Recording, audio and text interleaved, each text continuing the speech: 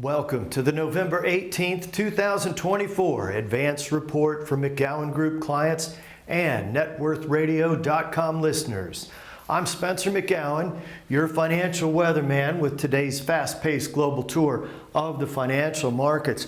What's happened and why in the financial markets?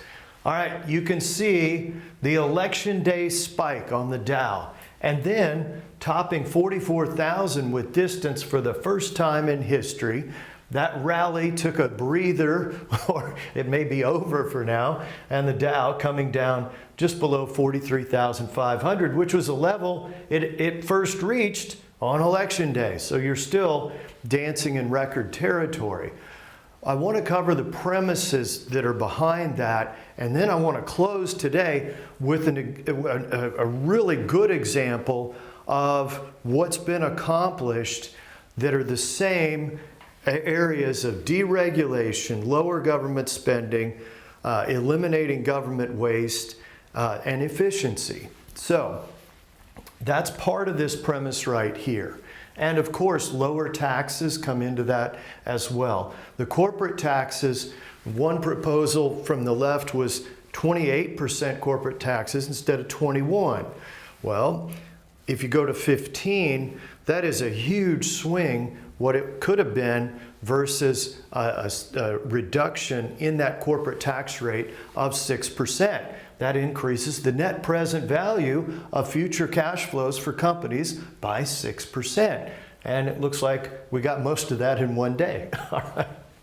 And here, earnings growth. This number this week is a little disappointing. We've got almost all the S&P companies reporting it's 6.8%. The projections are for some double-digit growth out here in 2025. We'll see, but this was more anemic. A lot of it is, the growth is being driven in profits by artificial intelligence, better decision making, more efficient systems. And I believe it's very similar to the 1990s, where that rally from PC adoption and, of course, internet adoption improved productivity and improved profits. And the rally went much further than most people realized at the time, or most people predicted. Now, this is funny. So, Preston's Lane, a shout out to Preston Lane here on the team. He did some salacious research. Apparently Trump spoke back in a conference of all the crypto propeller heads, and he said, I'm crypto friendly, the government's going to keep a strategic crypto reserve. Basically, this is what they confiscated from drug dealers and blackmailers and other ne'er-do-wells. Anyway, frenzy this week in Bitcoin. It tops 93,000 for the first time in history. There's a warning sign in here. It looks a lot like 2021. 2021 was a speculative frenzy, tech stocks, crypto, and a lot of stuff that didn't make sense. You've got a lot of companies that don't justify their current prices, so it's a time to be careful. But in the crypto markets, it went absolutely wild. You can see the spike from 70,000 to 93,000, now back just below 90. So, crypto friendly is supposed to be the new policy change. We'll see if that helps the price.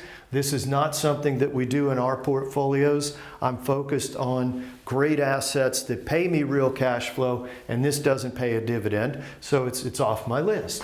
All right, this is an example of something that is on our list.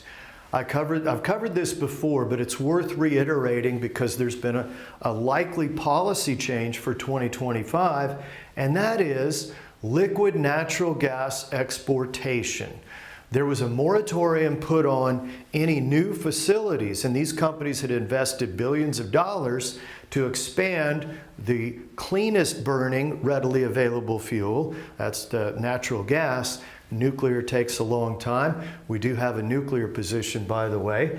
But anyway, this is one of our biggest positions. You can see right here in the pandemic meltdown, it was very painful. But these are real assets that pay real cash flow, and they kept paying and we kept reinvesting.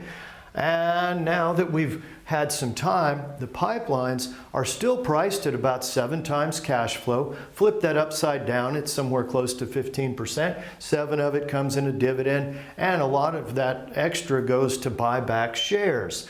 Well, you can't compete with a new pipeline being built. There's just no way to cost effectively compete. This is some of the best real estate. It's like a toll booth, right? You know, every day the natural gas and the oil flow through the pipeline, and they get a toll for that. Ka-ching, every day. That seems like a pretty good asset. Well, and it's not overpriced yet. What's the result been? So if we said on price it's 8.4%, put the dividend in there, annualized at 17.5%, including the pandemic. And if you're getting paid, you can ride through a storm much easier when you have value at risk of loss, price goes down. If you're still getting paid and you understand the asset, that's the type of thing in the McGowanGroup portfolios that really makes a lot of sense. In fact, our energy infrastructure is more pipelines than exploration. All right, what is this? This could be a bargain at the end of the year. You can see this decline. There's a big drop in the election. Here we're going back all the way to the frenzy in clean energy. This is the low-cost clean energy iShares ETF. Now, it says, well, it went to $34 and now it's $12. That's an unfortunate outcome, and we try to avoid that sort of thing at McGowanGroup Wealth Management. By the way, I'm president at McGowanGroup Wealth Management. We serve affluent families right from the Crescent in Dallas. You can come down, get your tour of the office, meet the team, and see the Texas financial history with lessons from the Republic of Texas, financial lessons, and even a bond lesson that you won't forget, because financial markets have worked the same way for hundreds of years, and you can take those lessons into good decision making. Here's something that's interesting. So the EV makers, Rivian and Lucid, just got their clocks cleaned. Why? Subsidies likely to go away. Okay, well, in that case, they've been on welfare anyway, and at their burn rates, they don't have long to survive unless something changes. Well, that's part of this index. And of course, you've got solar in here. Solar to me is very interesting because you have a capitulation. There are a handful of companies in solar that make money, that'll keep making money, that lead the technology. And solar, my opinion is every roof in Texas ought to be solar. If they could make them better looking and longer lasting, that'd be even better. But solar is probably a bargain in the fourth quarter. Not a recommendation for your portfolio till you come down and get a plan, but I'll be happy to show you what we're potentially looking at as a year-end trade. The tax loss selling pressure, by definition, ends on New Year's Eve. The January effect is the documented effect of the bounce back. And many of the solar companies are starting to look interesting because that is the most painful capitulation in an asset category that was way too popular. I'm Spencer McGowan. Go to networthradio.com. You can contact us there and set your time for a brainstorming session. Thank you for tuning in today to Net Worth Media. We also have Apple Podcast. Simply type in Net Worth Radio and boom, it'll hit your phone right then. If you also go to networthradio.com on a browser, you're going to be able to meet the team. You can see our performance track record, the model portfolios that go with today's broadcast. Also at networthradio.com, the longer play podcast is available there as well. We're grateful that you've tuned in. Remember, when we talk about a security, it doesn't make it a recommendation for your portfolio until we actually complete a written plan for you by Zoom or in office or simply a conference call. So you reach us at networthradio.com if you want to get that arranged. Market fluctuations and how to handle them. We build high cash flow portfolios, and past performance doesn't guarantee future results, so you do have to be ready for challenging markets. We can build more cash flow during challenging markets than we can when everybody's happy and everything's up, which is when we tend to raise tactical safety. Those allocation strategies are here at networthradio.com. Thank you for tuning in.